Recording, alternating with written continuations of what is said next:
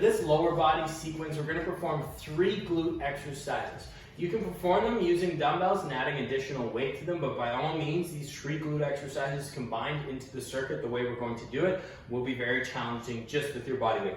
I'm going to show you with the dumbbell in case you want to use it, but if you were to go body weight, you would just perform the exact same exercises without using the dumbbell. So the first exercise is going to be single leg hip thrust.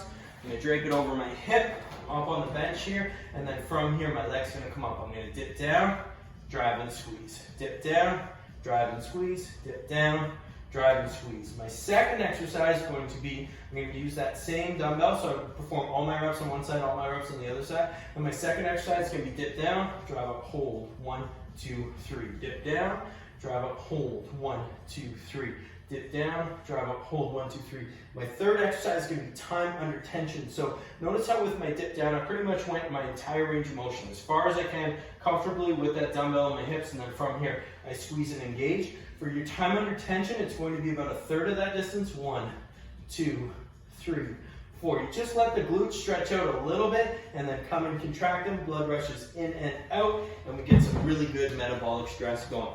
For these 3 exercises, by all means, you do not have to do them in sequence one after the other. You can perform all your single leg glute or hip thrusts, and then switch to the other side, take a little break, then go for the isometric holds, take a little break, and then go time under tension.